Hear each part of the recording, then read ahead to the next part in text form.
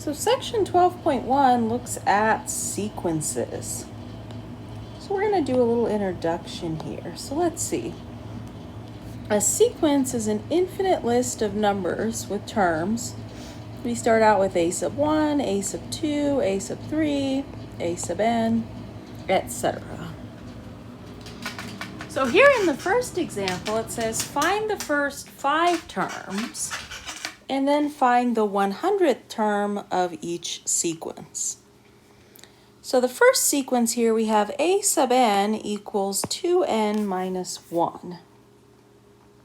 So I'd start with a sub 1.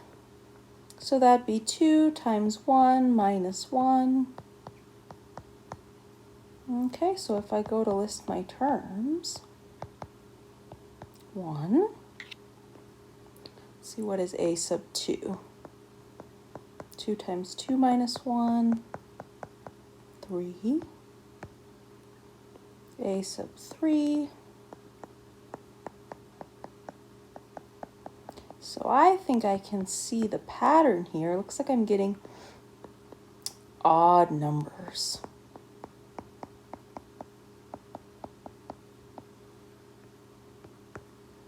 A sub 5.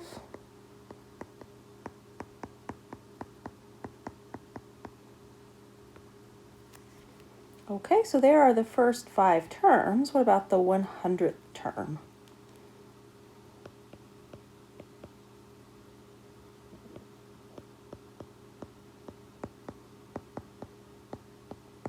$199. Okay, so I guess we'll list the first 5 terms here. Here's the 100th term. Okay, so that sequence gives me odd positive numbers, odd positive integers. Okay, what about the sequence b sub n? So same thing, so b sub 1, b 1/2, b sub 2, 2/3, b sub 3, 3/4,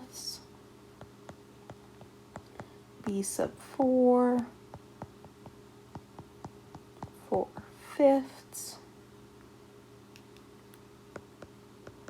b sub 5, 5/6. So the first 5 terms, 1/2, 2/3, 3/4, 4/5, 5/6. So it kind of looks like the terms in this sequence are getting closer and closer to 1. What about the 100th term? That'd be really close to 1. Be 100 over 101. Okay, so in calculus, you'll look at whether sequences converge or diverge. So that'll come up again. So what about c sub n here?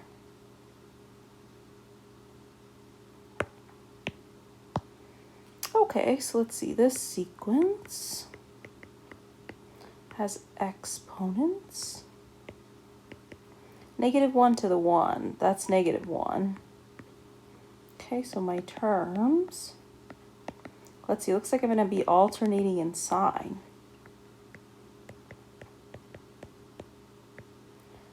Because when I have an even exponent, I'm going to get a positive number.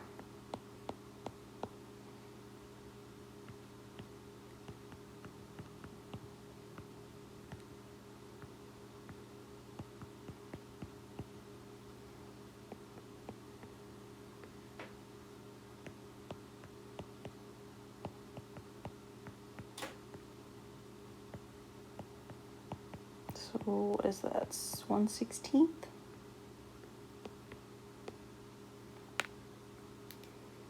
What about c sub 5, the 5th term?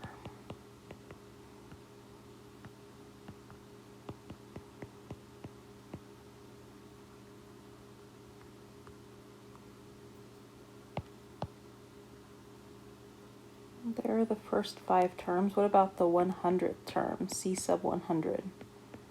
Let's see, I can tell I have an even exponent. Let's make sure I'm writing it down correctly.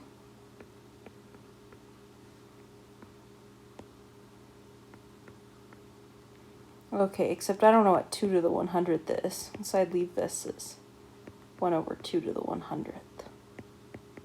That's the 100th term. So this guy looks like it's getting close to 0 in magnitude.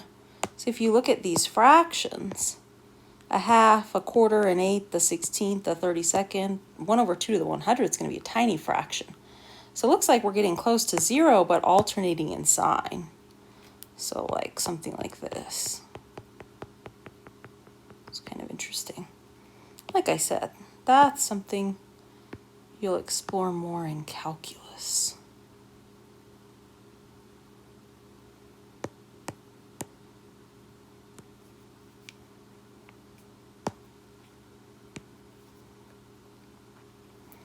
Find the nth term of the sequence whose first several terms are given. So what we're supposed to do here is the opposite. So we're supposed to take this sequence and see if we can write out its definition, like what would A sub n be? So you kind of have to figure things out. You got to kind of piece things together, like, what do I see? I mean, I notice that the numerators are all odd. Versus when you look at the denominators, I notice the denominators are all even. So let's see, how could I write an odd number? That'd be like 2n plus 1 or 2n minus 1, right? Let's see, let's try 2n plus 1. Okay, because 2n is always even, right? Twice something is always an even number. So this is always even. Then you add 1. Makes an odd number, yeah? So 2n plus 1 is an odd number, right? So what about the denominator? The denominators are even. So I'm thinking, well, what about if I just do 2n? Twice something's always even. So let me see if it works. So what would a sub 1 be? It'd be 2 times 1 plus 1 over 2 times 1. Ooh. This would be 3 halves. So that doesn't quite work. So my other idea is, well, what's another way to write an odd number? What if I do 2n minus 1? Because again, if I do it that way, 2n is even. Subtract 1 from an even number, I'll always have an odd number. So let's try that and see if it works. So let me see, what do I get there? 2 times 1 minus 1 over 2 times 1. Okay, that gives me the correct first term. Let me try the second one.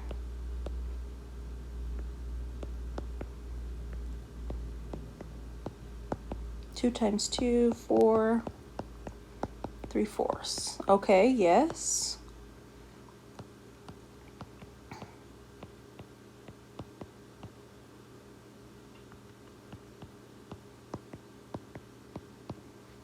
Yes. So looks like we've got the correct sequence.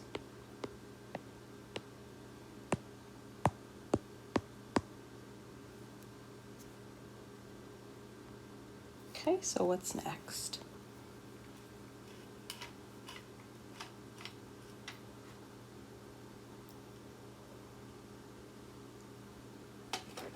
Here we have one of those alternating sequences. So remember that? That was like something like this. Look. See this one? When I had -1 to an exponent, depending on whether that exponent was even or odd, that's what gives me the alternating sign. So that's the first thing I notice. I'm probably going to have something in there with a -1 to the n. Then what else? Well, let's see what I have. I don't just have even numbers. I actually have like powers of 2, don't I? Because this is like 2 to the 1, 2 to the 2, 2 to the 3, 2 to the 4th, 2 to the 5th, but with alternating signs. So what if I do something like this? I wonder if that would work. -1 to the n times 2 to the n. Let's try it. A sub 1. So I'd have -1 to the 1 times 2 to the 1. -1 times 2. Okay, yes. Let me try a sub 2.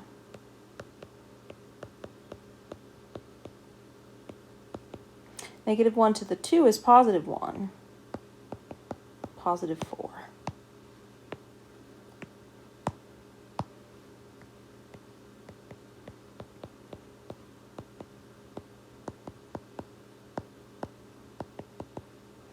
Okay, so looks like I've got the correct sequence. Should I try one more?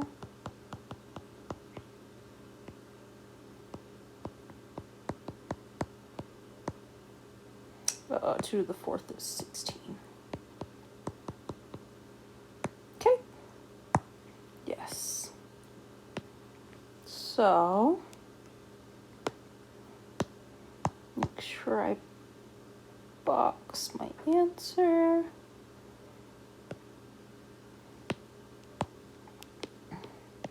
So there's my sequence.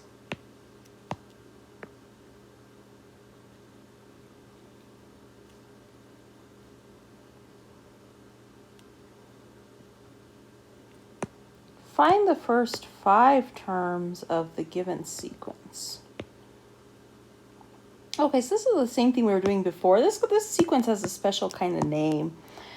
So you see how the nth term depends on a previous term. So we call this a recursive sequence.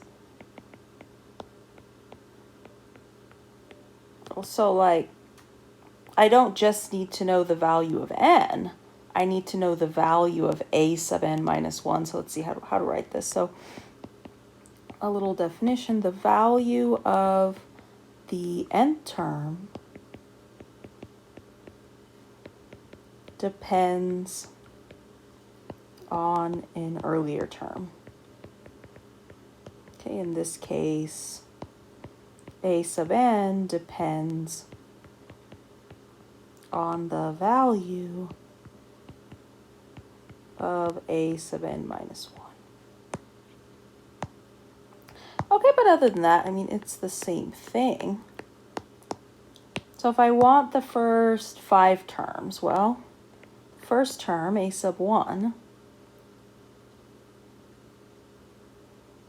is going to be, well, so here I need one more piece of information. Let me see if I gave it to you for this one. So for this one, I did.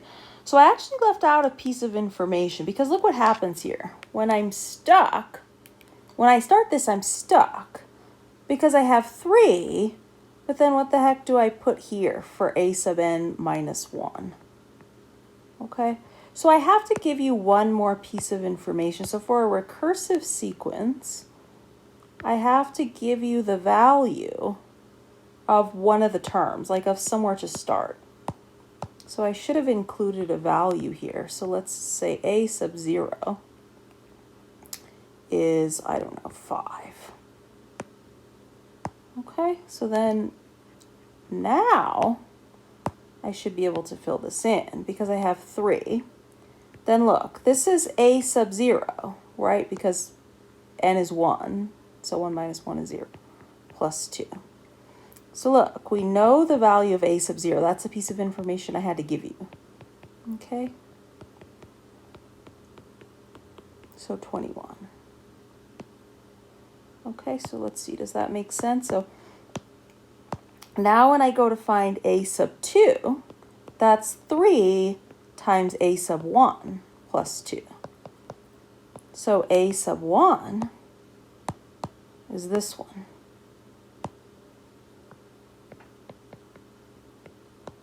So 3 times 23, what is that, 69?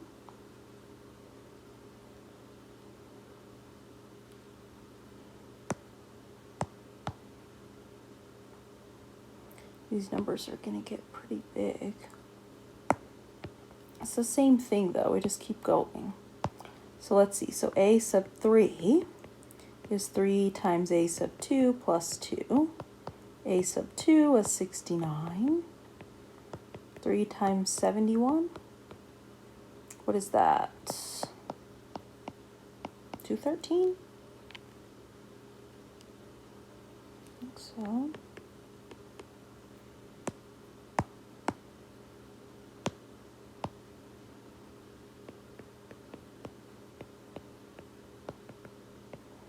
So 3 times 213 plus 2. 3 times 215.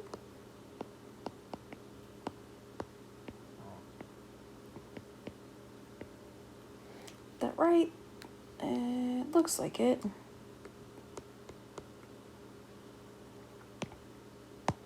And then one more. A sub 5.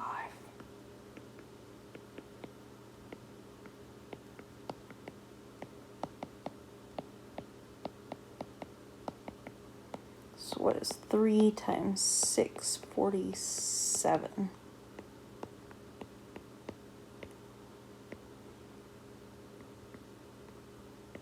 1941.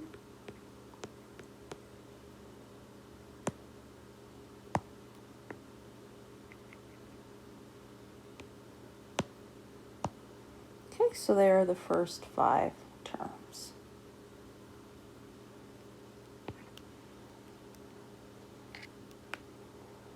Okay, so there's another recursive sequence down here. I can see that the nth term depends on the previous 2 terms. So again here, see how I had to include values for 2 of the terms then, f sub 1 and f sub 2. So this guy, this is a special sequence. It's called the Fibonacci sequence. And you probably see this one again in calculus. Okay, so actually for the first 5 terms, actually some of the work is done.